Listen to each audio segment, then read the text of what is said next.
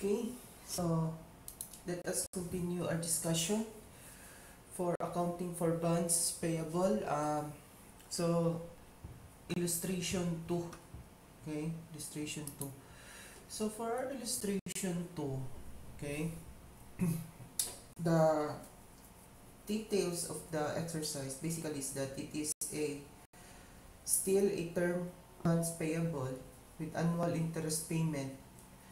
Now, what if it is issued on a premium? Okay, the issue price is still not stated, so we have to compute for the issue price, or the fair value or the present value on the date of issue. So in this illustration, the effective rate is at 8%, still 3 years. So again, using the same formula, present value of principal plus present value of total interest, get the present value of the bonds. Okay, so in our solution,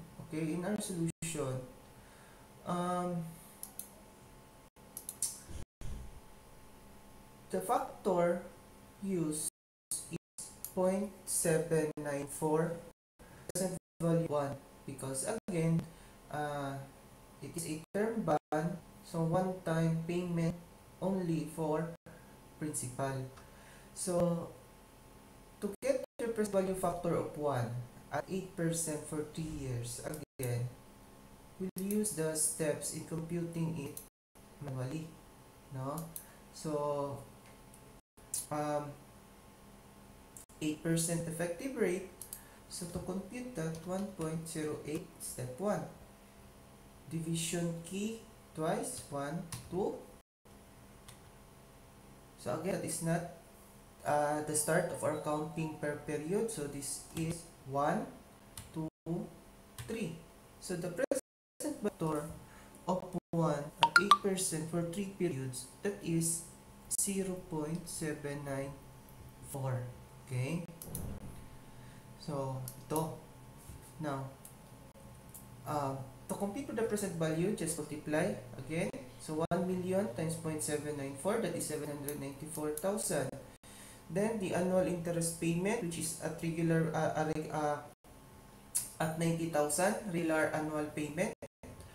Multiply that by the present value of an ordinary annuity of 1 at 8% for 3 years, which we can compute it continuing our step.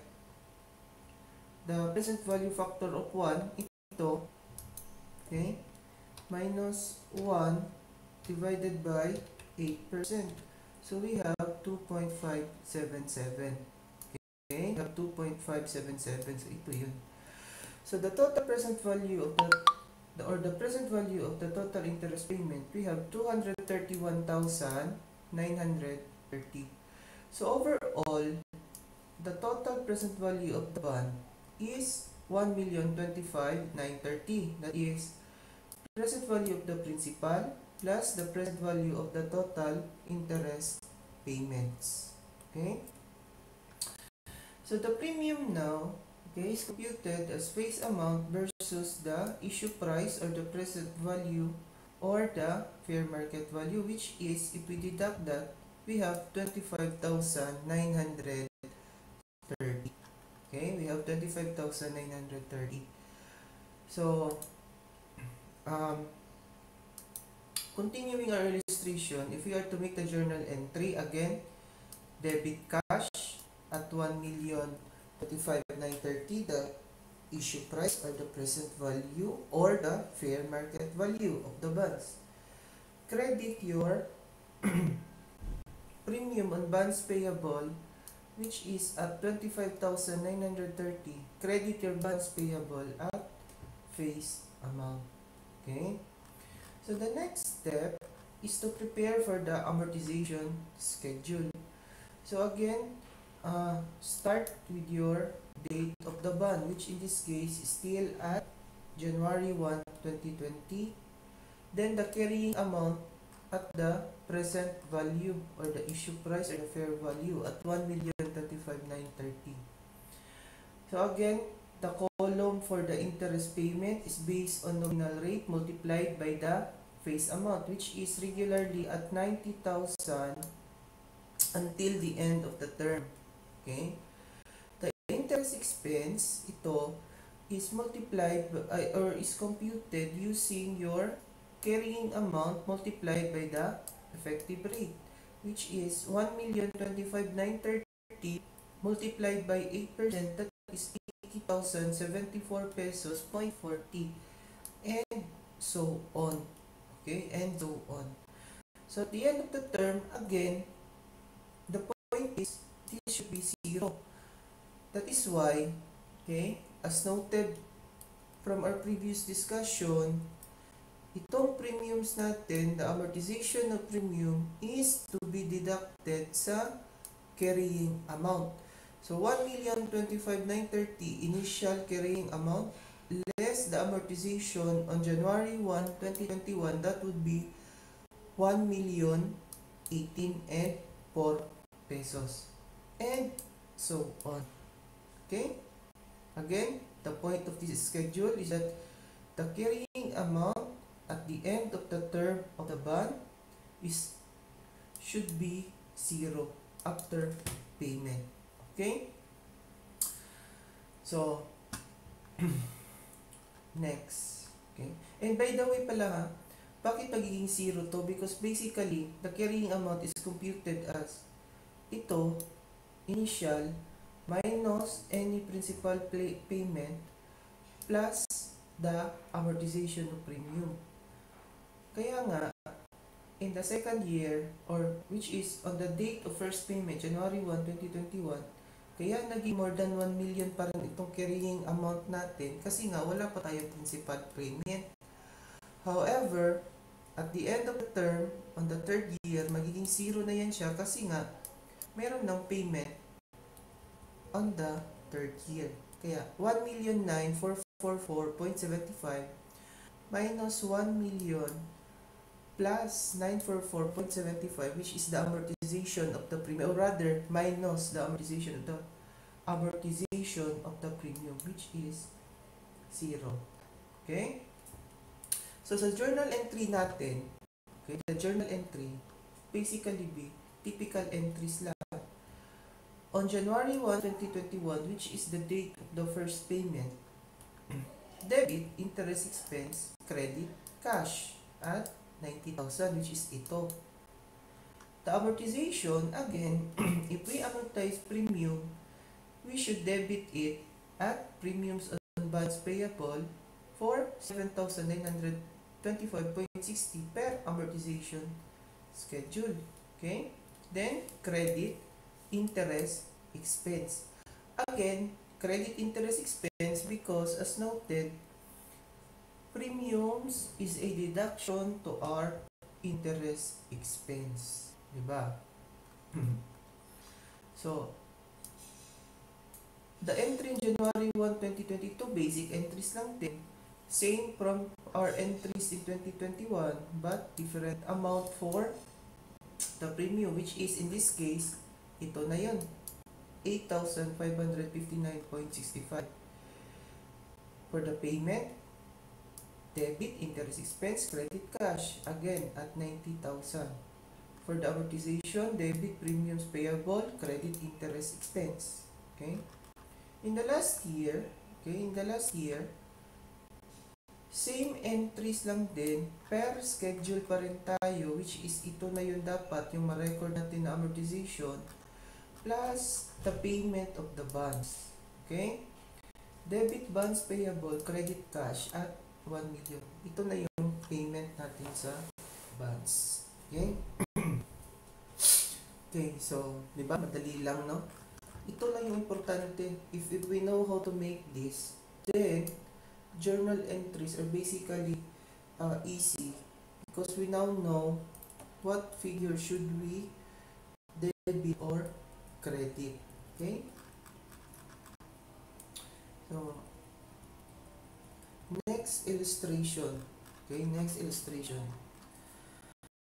Bonds payable, pero in this time, okay, in this scenario, Hindi siya annual payment. Semi-annual. Okay?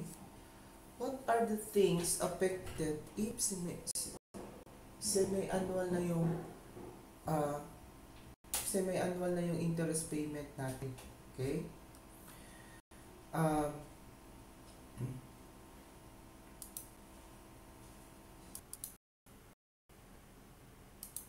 okay, so again, for illustration number, okay, the details of our that this is still a term bond. However, the interest payment is semi-annual. Okay, is semi-annual. Meaning, with this change, again as noted from our previous, semi-annual payment, okay, could affect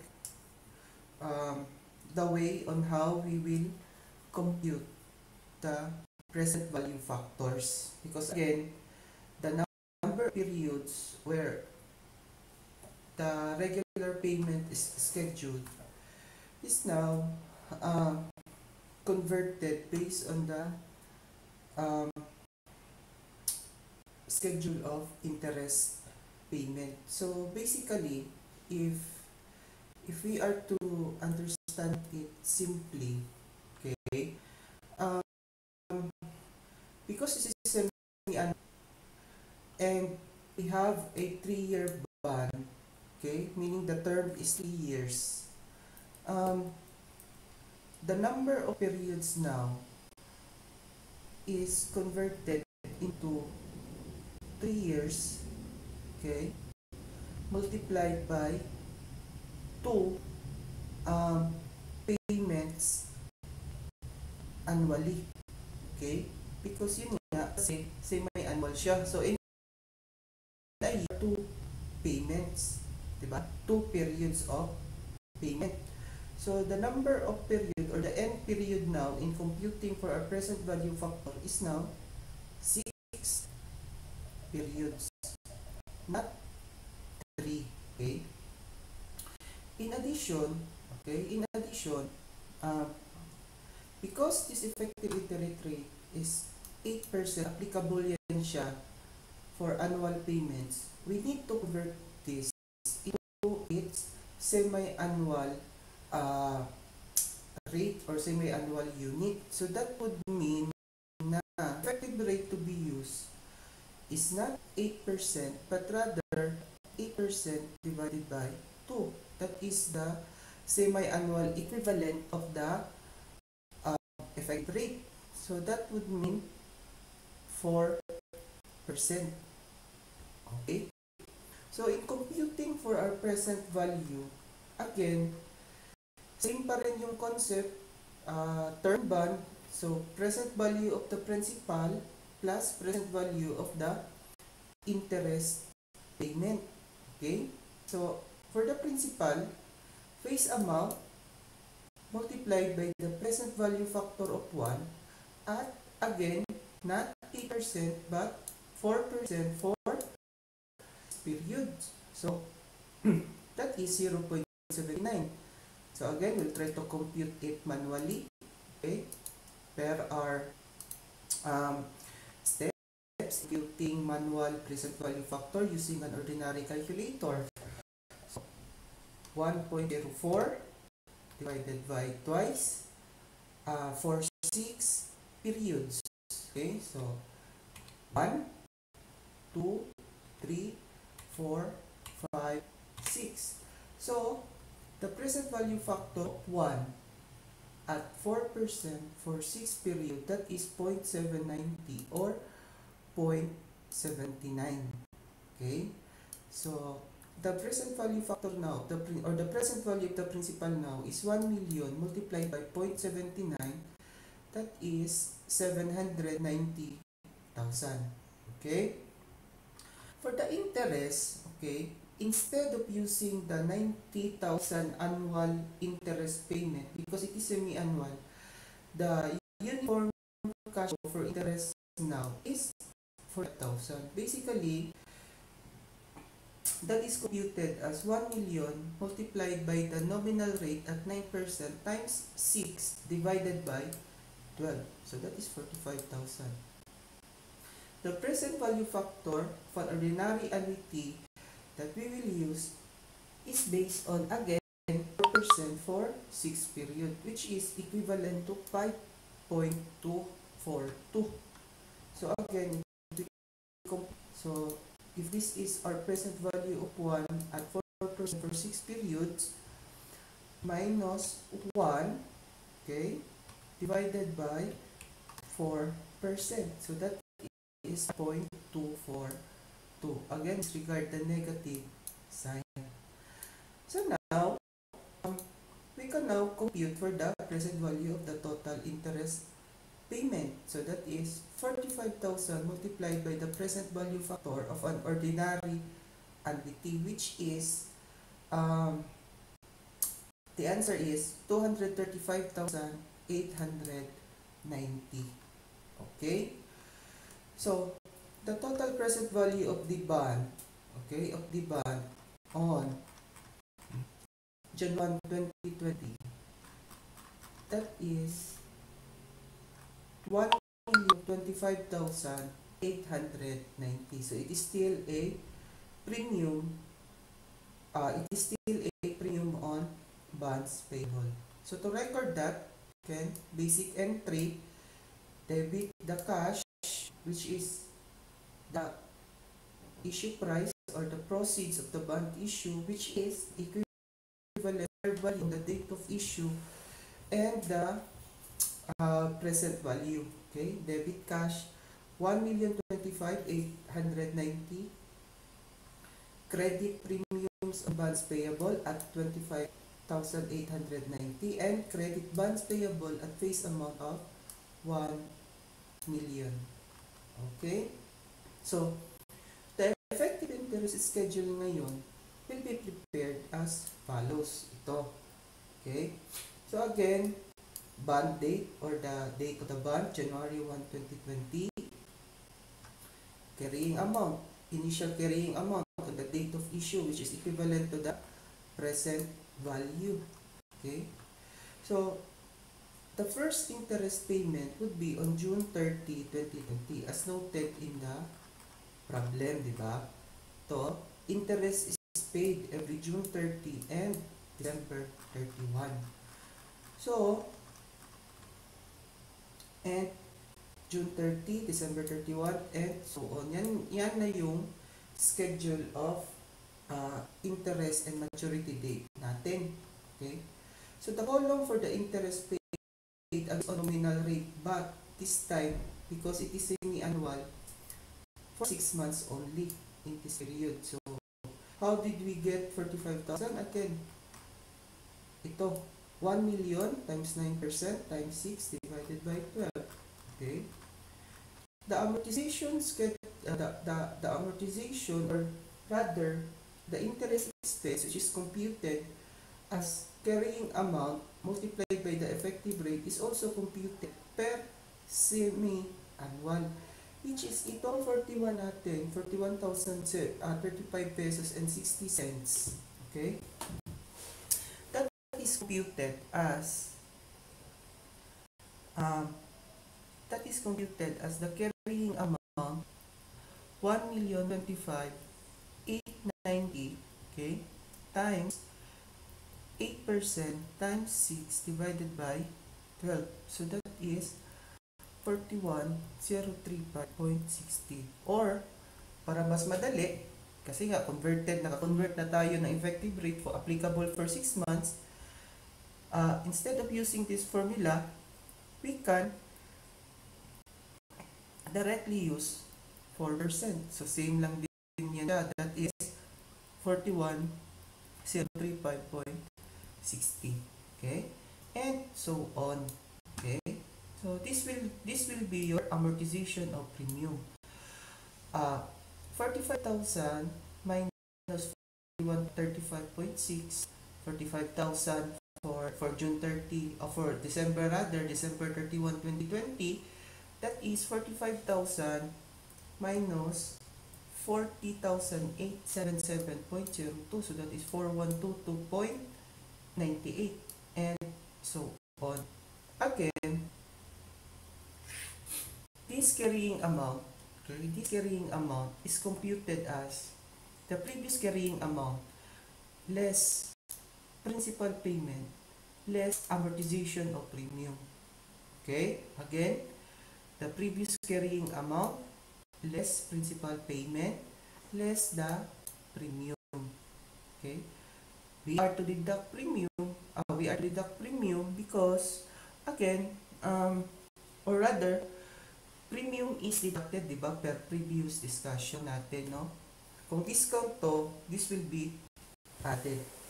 Okay, so this is our interest amortization schedule.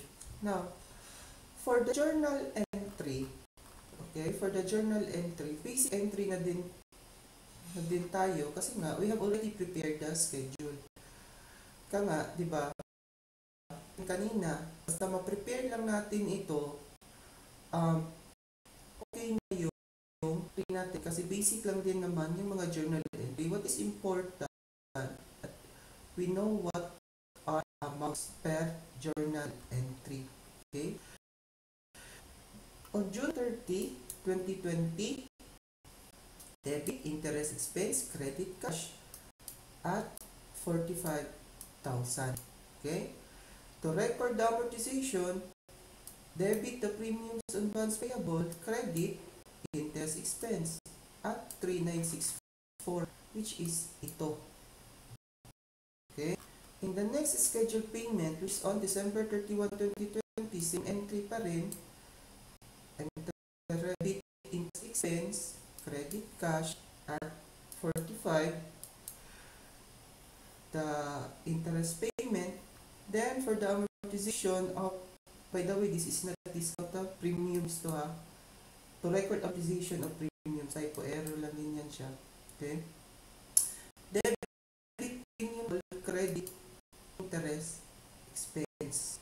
At ito, 422. And so on. Okay? Until we would come out sa last amortization natin, which is on December 31, 2022, okay,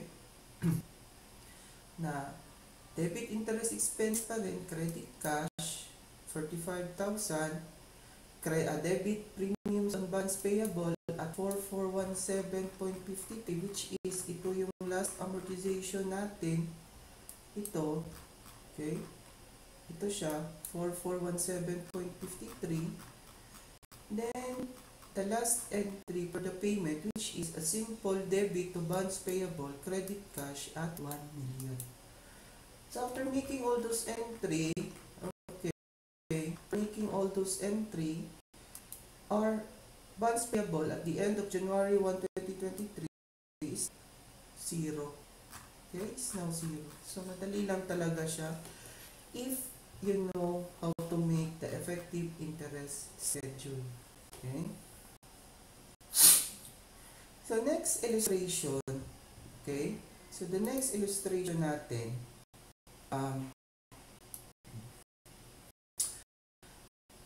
okay, bond payable. Ngayon, madali siya kasi stated yung price. However, simple siya, tapos issued in interest date. Again, as noted, if the bonds is issued in interest dates, okay, we need to consider the accrued interest prior to issuance. Kasi yung accrued interest prior to issuance will be added sa issue price to get your total cash received in the bond issue. Kasi nga, yung applicable payment na cash for that accrued interest is to be considered as a refund coming from the investor, because in the regular payment of interest, the investor would receive in full the applicable interest for that period. Which is, in this case, 6 months siya kasi nga semi-annual, that particular investor will receive the full interest for 6 months even though issued siya in between the interest date. Okay? That is the concept. So, in this particular example, no need to compute for present value factors because the price is already stated. Which is, di ba, yun nga, the issue price is equivalent to the present value. So, first procedure in this exercise is to compute for the accrued interest. Okay? So, special note lang nito is that basta when we deal with issuance in between interest date, we should know how to compute for the accrued period. Okay? We should know to compute for the accrued period. Which is, ang accrued period is the period from the date of the latest scheduled interest payment and the date of issuance. Okay? Which in this case, okay, the date or the interest is payable semi-annually every June 30, okay, and December 31. Okay? It was issued on April 1, 2020. Okay? It was issued on April 1. So the point is, okay, the accrued interest of this particular issuance is basically, ano yung in between niya? Diba, itong December to June siya na period. Diba? So, kumbaga, if we are scheduled to pay every December 31 every December 31 every June 30 and December 31, okay, every June 30 and December 31,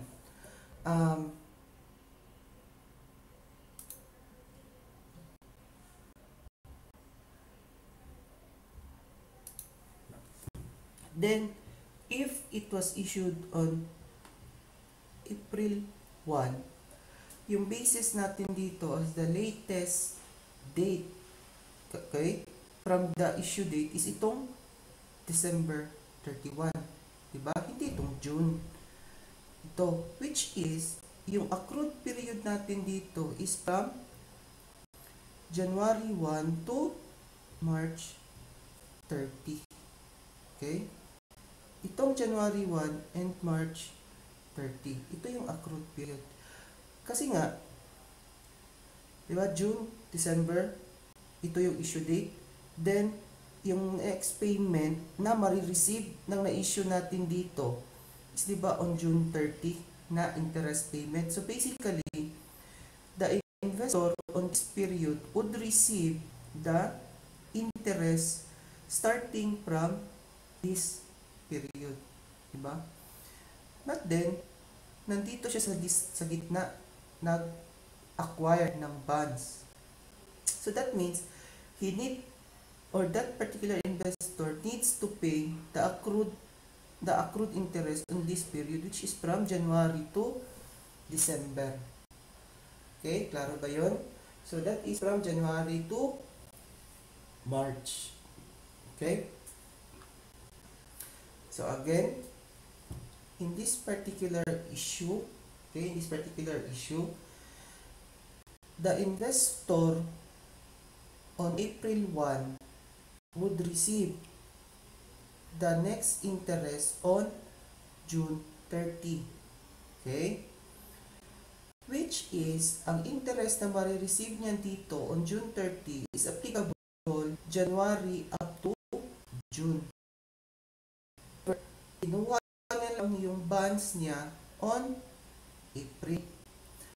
That's why, on the date of issuance, merong accrued interest from January to March. He needs to pay for this. That is why the accrued interest is added sa issue price to get your total cash to be received. So in this particular example, that is for 3 months, diba? So the accrued interest is computed as 1 million times 9% times 3 divided by 12, so that is 22,500. So to compute for the issue price, basic computation lang, face amount multiplied by the issue rate is at 92.63. So basically that is 926,300 plus the accrued interest of 22,500.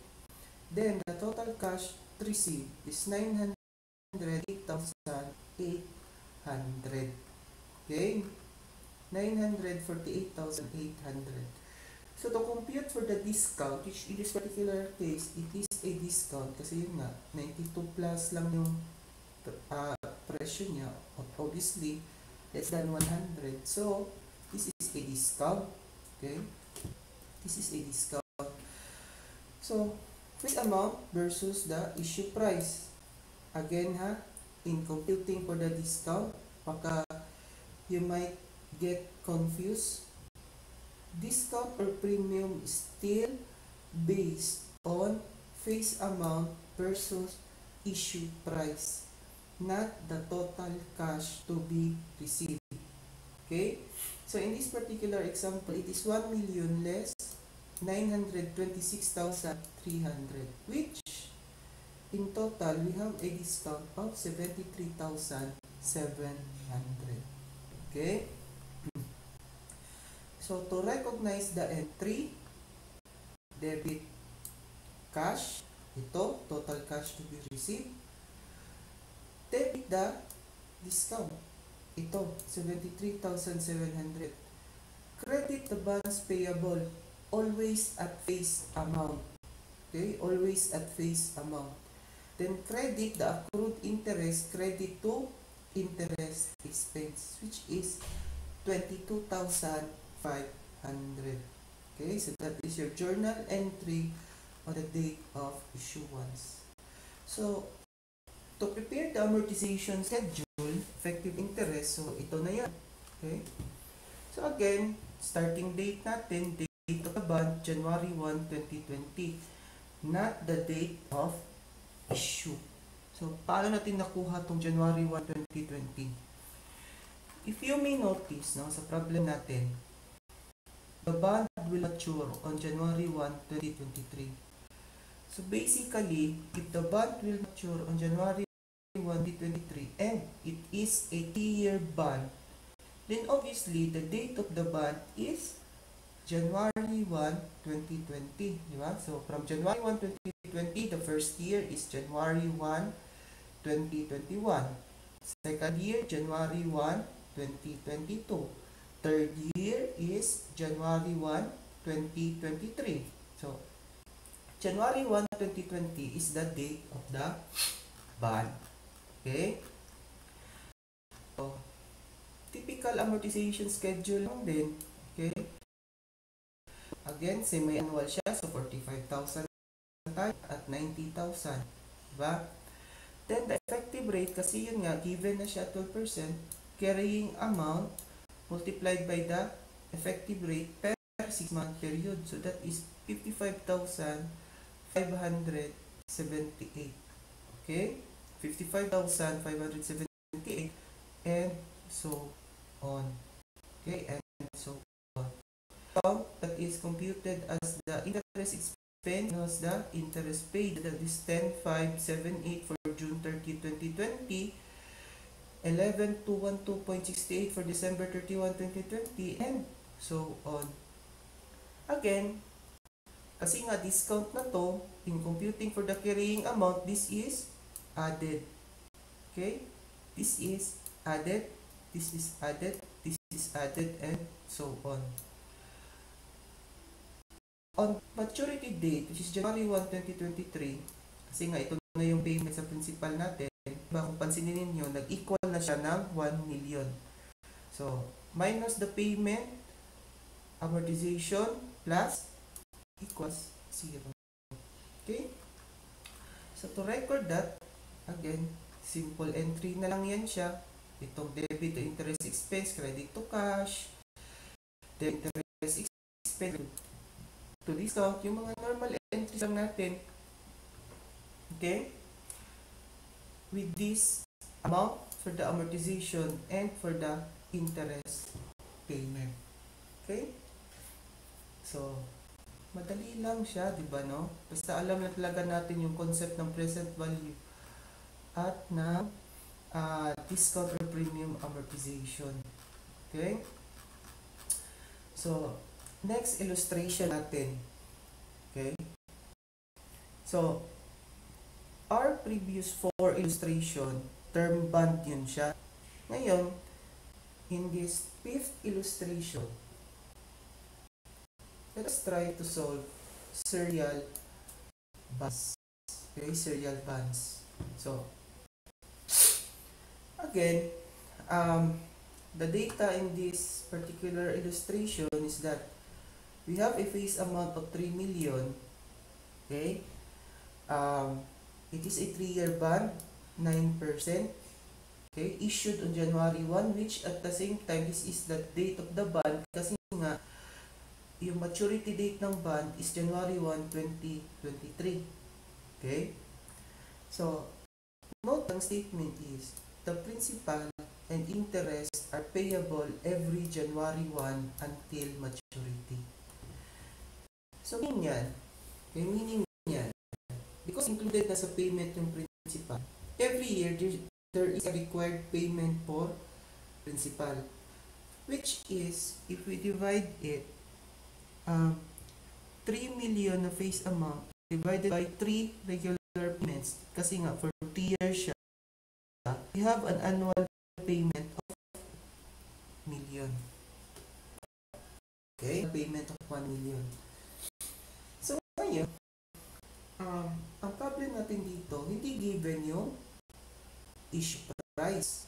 Okay? Hindi given yung price. So, the point is, again, from our previous computation, we need to compute for the present value.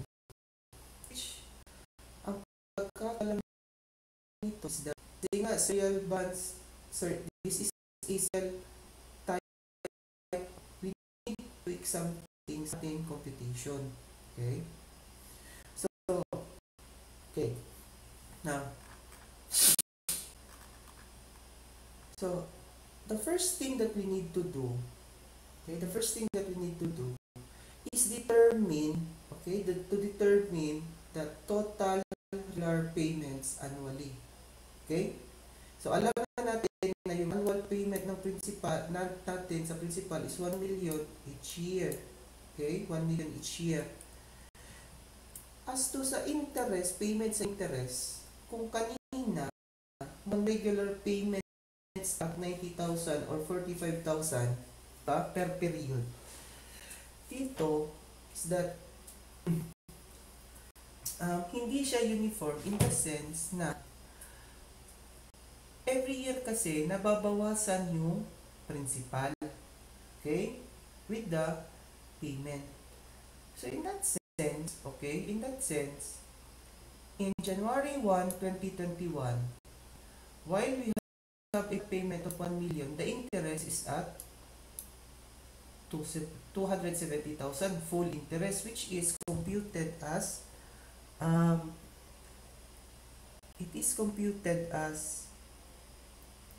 3 million times 9%. So that is 270,000. So in the first year, the total payment is 1,270,000. Okay? In the second year, principal payment natin is also 1 million, but the interest is now 180,000 only. Hindi siya uniform. Why?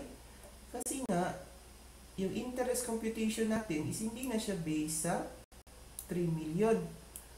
rather sa 2 million because of the payment ng 1 million from the previous year. Okay? From the previous year. So, that is 2 million times 9%. So, that is 180,000.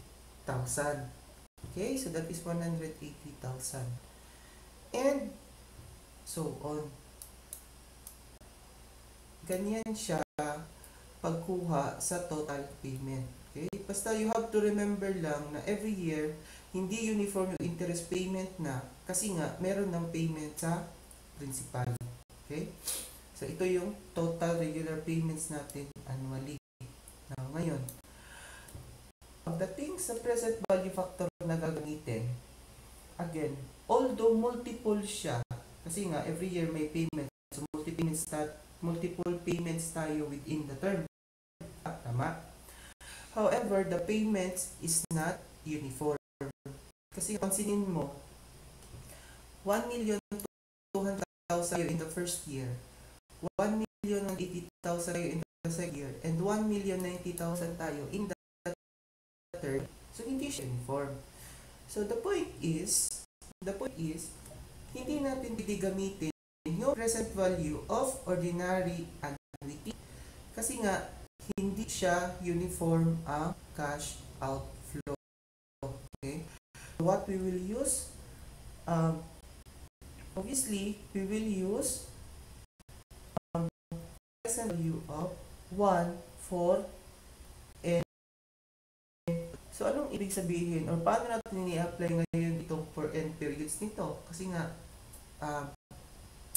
hindi siya, kumbaga, hindi natin siya pwede ilang, no? So, ang application ng for period natin dito, dapat, let us deal with this one by one. Okay? Let's deal with this one by one. Such that, this 1,270,000, which we will pay 1 year after from the date of issue, ang applicable period nito is 1. Okay? Which we will pay 1 year after, di ba? Then, itong 1,180,000, ang applicable period nito, which we will pay on January 2022, is 2 years. So, that is for 2 periods. The 1,090,000, which is 3 years after, so that is for 3 periods. So, nakuha nyo? The computation of the present value factor is that present value factor of 1 at 6% for 1 period. Present value of 1 at 6% for 2 periods. Present value of 1 at 6% for 3 periods. So, yun. 1 by 1. So, to compute that, the present value factor of 1 at 6 period for 6%, okay, at 6% for 1 period, basically, that is 0.943. So, paano yan siya kinuha? Effective rate, 6%, so 1.06 divided by twice equals, do not yet start the count, pag 1, ito, that is 1. So, that is 0.943 for 1 period at 6%. For 2 periods, another equals, so that is 0.890. So, for 3 period, another equals, so that is 0.840. So, ito. Okay? So, 1 by 1, let us multiply the present value of the annual payments. So, 1,270,000 multiplied by 0.943, we have 1,197,610. And for the second, we have 1,200,000. Multiplied lang yan. Then ito, multiplied lang ito. That is 9,600. So, a total present value of 3,163,410. Okay? So, madali lang, no? Okay? So, again, the first step, determine the total annual regular payment. Second, determine the present value factor for n periods using present value factor of 1. Okay? 1 by 1. Okay? 1 by 1. Important to note, interest is not regular because there are payments for the principal annually. Okay? There are payments for the principal annually. So, the premium on bonds payable now basically is computed as the face amount minus the present value of the bond. So we have a premium of 163,410. Okay, 163,410. So the basic and for the proceeds for the total present value, credit premium on bonds payable, credit bonds payable at face amount. Okay, the effective interest schedule. So again, bond date, not the carrying amount on issuance date or the fair value in issuance date or the issue price. No? The only difference this from our previous amortization schedule is that dito may payment na regular, diba? So, sa premium, ito i-deduct natin. So to get your existing carrying amount, previous carrying amount, ito minus the payment minus the amortization of premium. Okay? So that is in the second year, the carrying amount is 2,083,214.60. Okay? In the third year, previous carrying amount minus the payment minus the premium amortization. Until such time na makover na natin yung yung last payment, which is on January 1, 2023, the carrying amount is now 0. Okay? So, basic entry. Okay? Interest expense, then interest payable, ito, interest paid at 270,000. Amortization of premium, debit premiums on bond payable, credit interest expense, ito yung amortization natin. And because now a payment, debit the bonds payable at 1 million, then ito, baba natin ito, in-accrue natin na interest 270,000 credit. Okay? So, basic entry. So, that is our illustration for serial bonds. Again, kalimutan natin, no? Let us go back. Bakit interest? Again nga, yung payment nangyayari January 1, 2021, we need to record on December 31, 2020, end of our calendar year. So, kumbaga, itong entry, statement to cash, accrual to ng interest expense. Credit to is payable. Okay? So, next issue pagdating sa bonds. Ito medyo komplikado ito. Okay, medyo komplikado ito siya. What if nag-issue tayo ng bonds with transaction cost. Okay, with transaction cost. Again, transaction costs are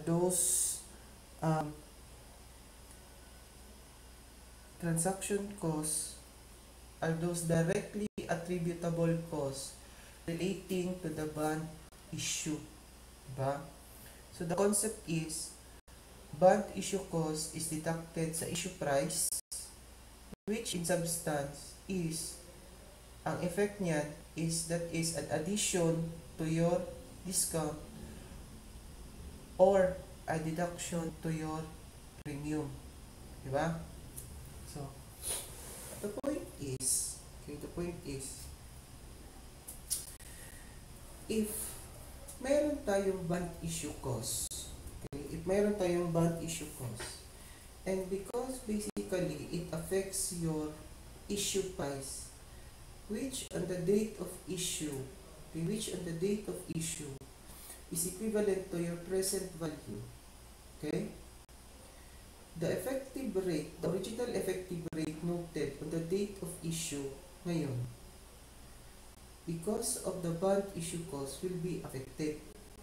Kumbaga, if for example, like in this example, on the date of issue, January 1, 2020, the effective rate was 12%, and because of the bond issue cost na 150,000, the effective rate ngayon is now not 12%. Kasi nga, affected yung issue price natin. Okay? Affected yung issue price. So, the complexity of this particular type of problem is that pag mayroong bond issue cost, we need to compute for a new effective rate. Kasi nga, hindi na magiging applicable yung original effective rate niya because of the effect of the bond issue cost. Okay? So, we need to compute for a new effective rate. Okay? So, let's say with example, okay? A corporation issued a 3-year 9% bond with the face amount point 60 interest payable annually and will mature on January 1, 2023. Okay? And will mature on January 1, 2023. So, the effective rate for this type of bond now is 12% originally. However, this is now not applicable because it paid a bond amounting to 150,000. So, magiging effect niyan is that ganito. The computed issue price, that is 926,300. So, kung wala lang sana itong bond issue cost, our discount will be 1 million, okay, million less 5,200. So, basically, the discount sana is 1 million less 926,300. So that is 73,000 lang na. Okay? However, because there is a bond issue cost, yung natin in 223,700 because yun nga, bond issue cost is an addition to your discount because it is deducted to your issue price. So that is, ito applicable lang siya dito sa issue price. However, hindi na siya applicable bond. So we need to compute for a new effective rate first. Okay, we need to compute for a new effective rate. So, by the way, during the date of issue, January 1, for this particular transaction is basically debit cash, yung net proceeds natin, which is ito, the total less the bond issue cost. Which is computed as the face amount less net proceeds, trade funds payable. Okay. Before we can make the schedule, we need to compute first for the updated effective rate. So how will we compute for the updated effective rate? Kung meron lang sana tayong financial calculator din, okay, madali lang sana ito kasi yun nga, input ng input lang tayo, okay, kukuha na yun siya. However, again, yung financial calculator is a very special equipment na hindi basta-basta tayo makakuha. So, we have no other choice but to use the method of trial and error with interpolation. Okay, which one? So, the first step, okay, for this process is that, number one, let us determine what could be the most likely effective rate in terms of, kumbaga, characteristic nito. Okay? Basically, we have to know if ano ba yung movement, possible movement ng ano ba yung possible movement ng effective rate pag yung band issues. Okay? So the point is, okay,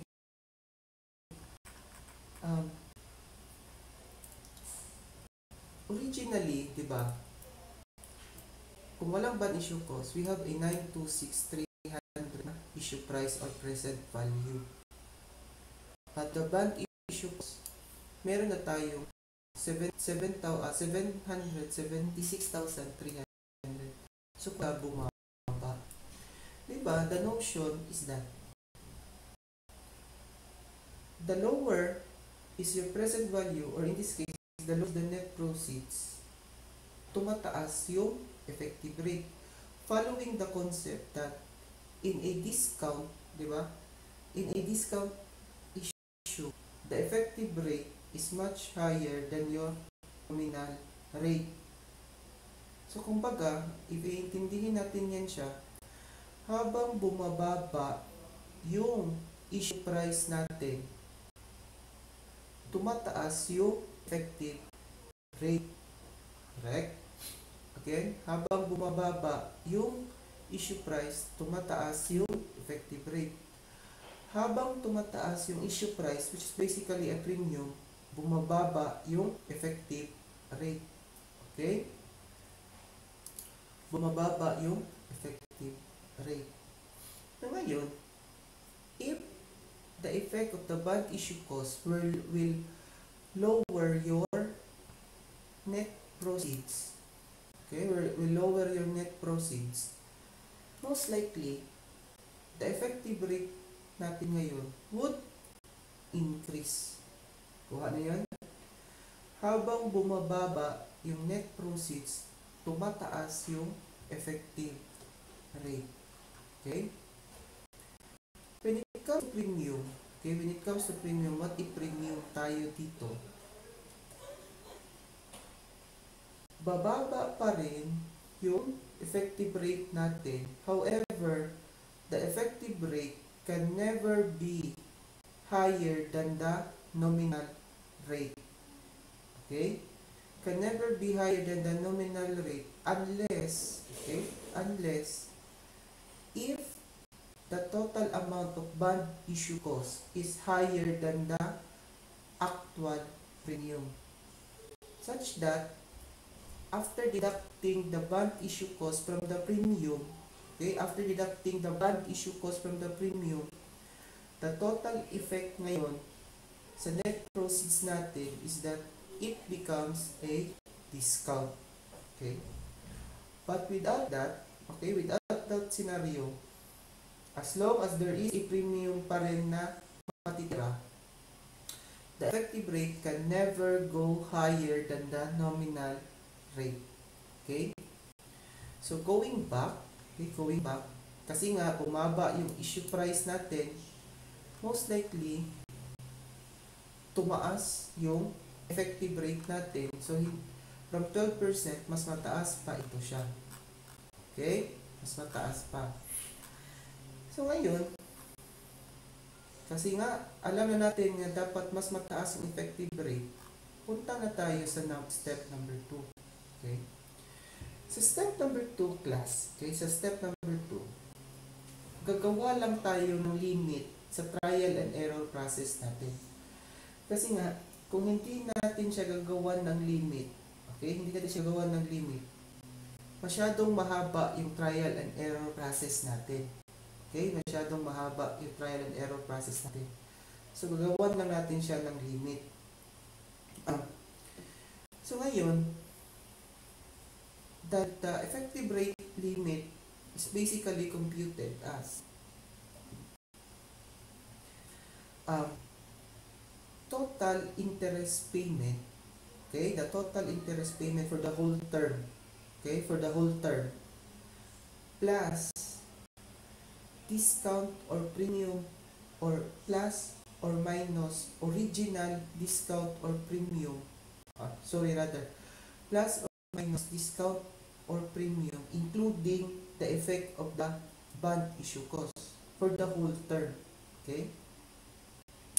So basically, ang kukuha natin dyan, if we add those two figures, is that would be the total interest incurred on the bond, okay. Total interest incurred of the bond, then divide that to the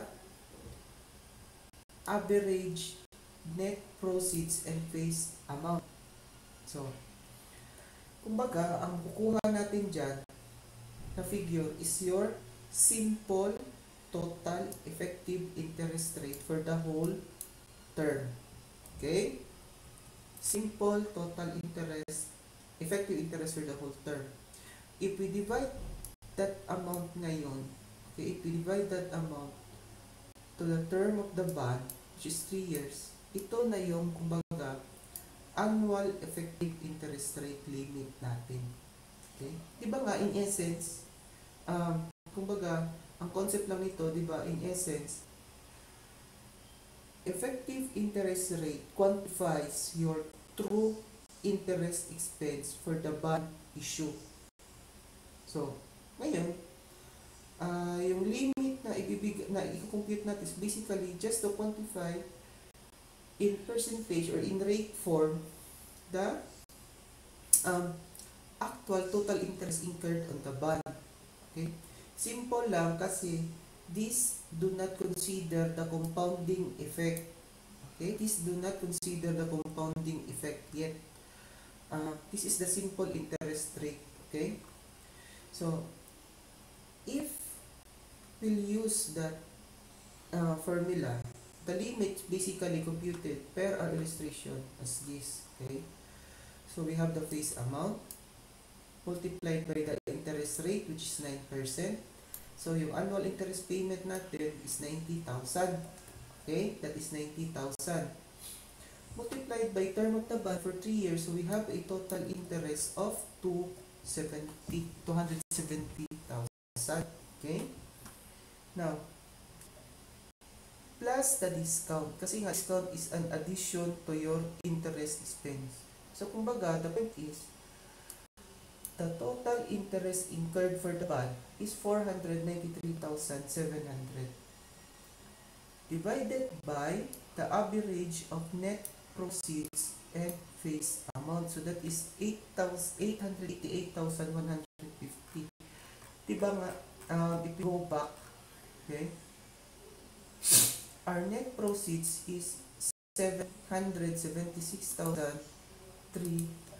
So 776,300 plus the face amount of 1 million divided by 2 kasi nga average. So we have 888,150. Okay? So that is our average. So if we divide that, okay, the total effective interest rate for the whole term, simple computation muna, that is 55,000, 55.58.75% divided by 3, the actual effective interest rate limit, simple computation, that is 18.5292%. Okay, simple limit din siya. So ngayon, pag nakuha na natin ito, this will basically start our trial and error process. Okay? This will start a trial and error process. So the general rule is, okay, we will start with the whole rounded number for that limit. So, meaning, whole rounded or rounded to whole number limit siya. Kumbaga, if we have 18.5292, we will start with 18%. Okay? Klaro yan siya ha. If we have 18.5292, we will start with 18%. Okay? Then the trial will start plus or minus up to 3% depending on the situation. So, kung plus or minus up to 3%, we will try for effective rate starting from 18%. Okay, plus 1% tayo, so that would be, we will try 19%. Then plus 1%, we will try with 20%. And the last one, kasi up to 3%, we'll try with 21%. So we will have 4 trial computation until makuha natin yung figure. Okay? Plus or minus yan siya. Depende sa situation. Okay? So, thus, in our illustration, okay, we'll try to get starting 18% muna tayo. Okay, starting 18%. So, the present value factor of 1 at 18% for 3 periods, we have 0.609. So, paano yan siya kinuha? Again, let us illustrate a process. So, 1.18 divided by 1, 2, 3. So, we have 0.609. Okay, 0.609. Ito. Okay. So, the present value of the principal, we have 609,000. Then, for the interest, which is computed as the interest payment multiplied by the present value factor of an ordinary annuity of 1 at 18% for 3 periods, we have 2.174 computed as ito, minus 1 divided by 0.18. 2.174. So the present value of the total interest payment, we have 195,660. Okay? So the total present value of the bond, if we use the limit, the 18%, okay, we have 804,660. So if you may notice, okay, our target of net proceeds is 776,300. Okay, at 18%, it is 804,660. Okay, so the point is, hindi 18% yung effective rate natin. Kasi nga, hindi 18% kasi nga 776,000 is still lower than 804. So the point is, kasi nga it is still much lower, the effective rate most likely is higher than 18%. Okay? So, with that, we'll try 19%. Okay? So, the present value factor of 1 at 19%, that is 0.593. Hindi lang natin papakita kung paano yung kinuha. Alam na natin kung paano. Then, for the present value of an ordinary annuity, we have 2.14. So, the principal now, at 19% effective rate, we have 593,000. And the total interest payment, we have 192,600. So, in totality, the present value of the bond is 785,600. Diba? Kung nakita nyo, mas bumaba siya. At 18%, meron tayong 804,660. At 19%, meron tayong 785,600. However, yung target natin na present value is 776,300, which is still lower than 785,600. So, hindi 19% yung effective interest rate. Because it is still much lower, in essence, mas mataas pa ang effective rate na possible for this particular transaction. With that, we'll try 20%. Okay? So at 20%, the present value factor of 1 for 3 periods is 0.579. Present value of the principal, 579,000. At 9%, the present value factor of an ordinary annuity is 2.106. Present value of total interest payment, we have 189,540. So the present value of the bond, okay? The present value of the bond ngayon at 30% for 3 periods is 768,540. Ngayon, kung papansinin natin, okay, this present value at 20%, this is now lower than our target. So what does it mean? Kung lower na ito siya from our target na 776,300. Meaning, sobra na yung 20% natin. Because at 20%, the present value is now lower than the target present value. The effective rate ngayon must be higher than 20%. Correct? Must be higher than 20%. However, let me reiterate. Because the present value now at 20% is lower than the target present value of 776,300, the effective rate ngayon must be lower than 20%. Okay? Must be lower. Kasi yun nga, yung effect niya is parang naging premium na siya. Okay? So the point is, kung lower than 20% but higher than 19% based on our previous computation, the effective interest ngayon must be in between 19 and 20%. So in that way, we have isolated the most likely effective rate. Okay? Likely effective rate. So, ngayon, if we now have an isolated effective rate at 19 and 20%, we can now continue with the last step, which is the interpolation. Okay? The interpolation now basically will use this formula. Okay?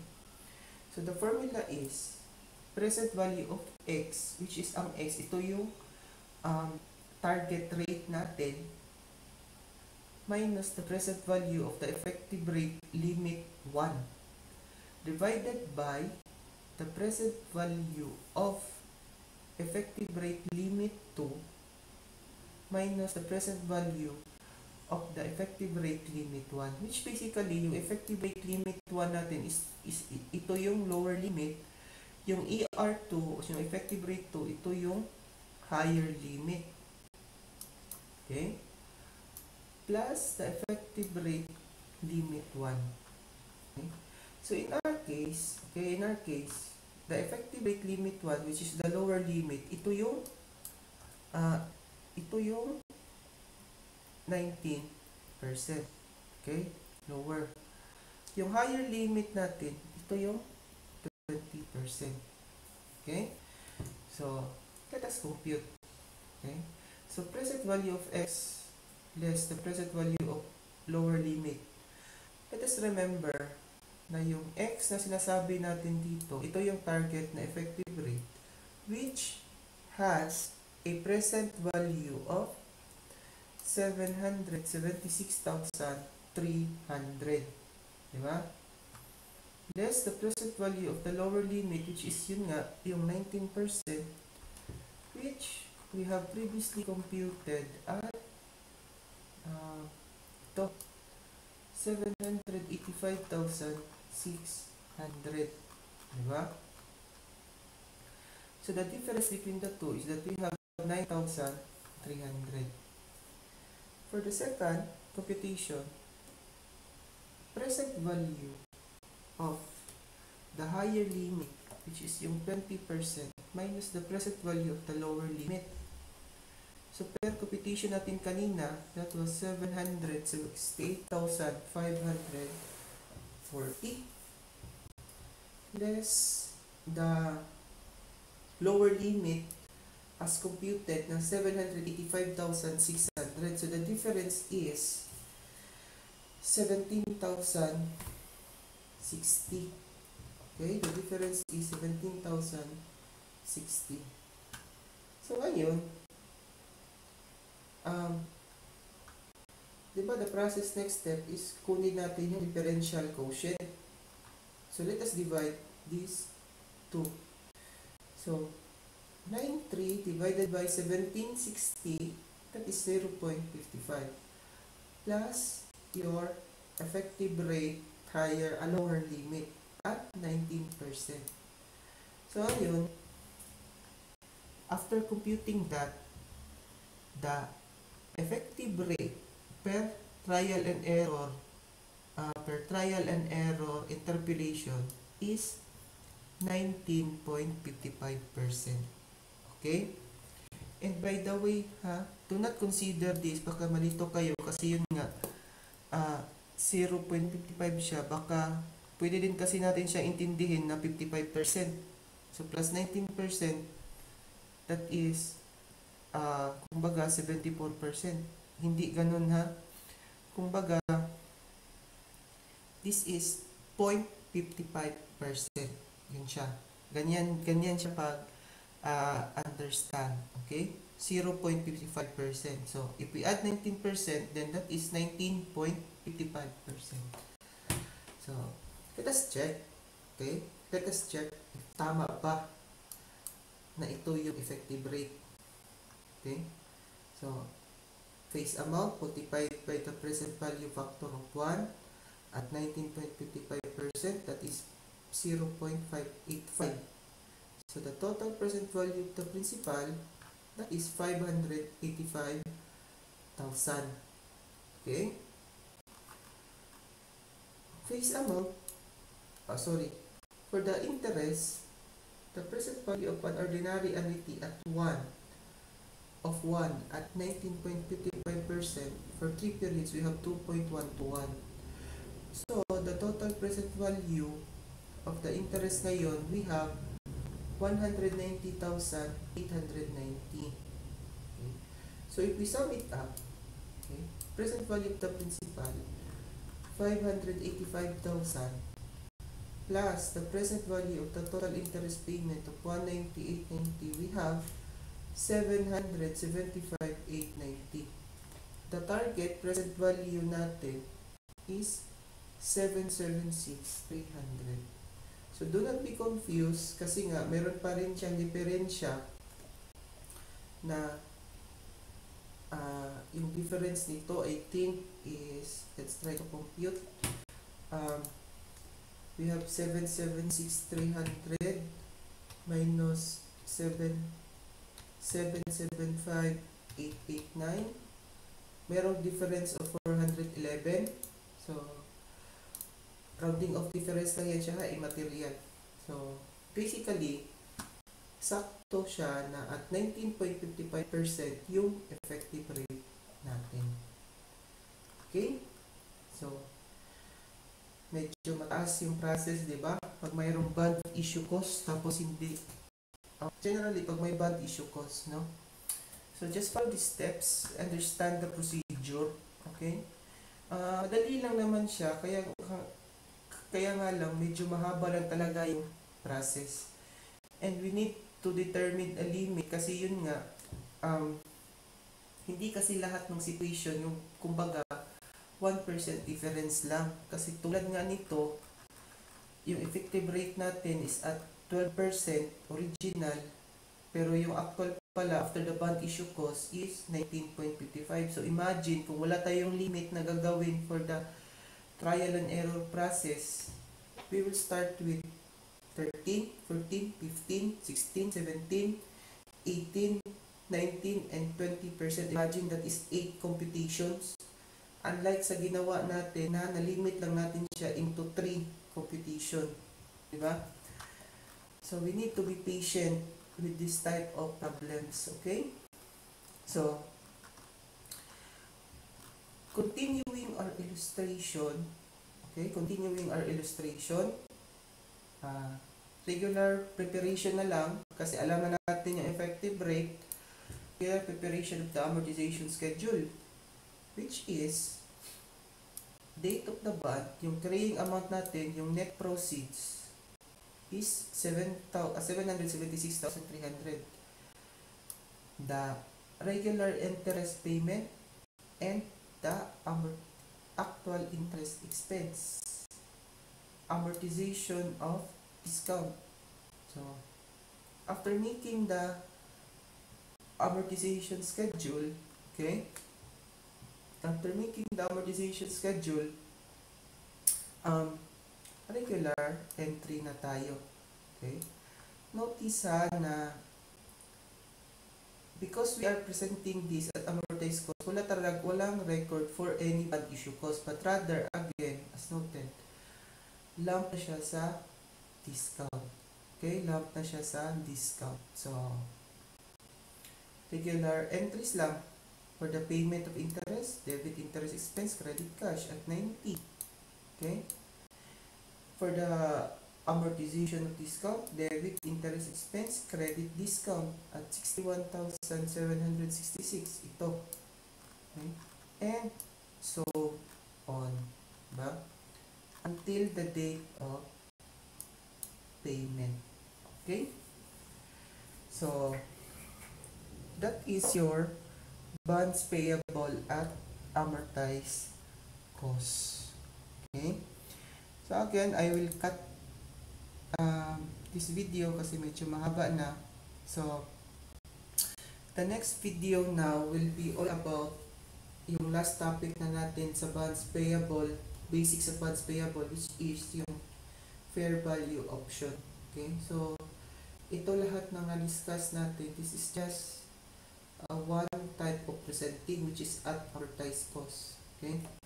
The next one will be all about the fair value option. Okay? So see you in the next video. Okay?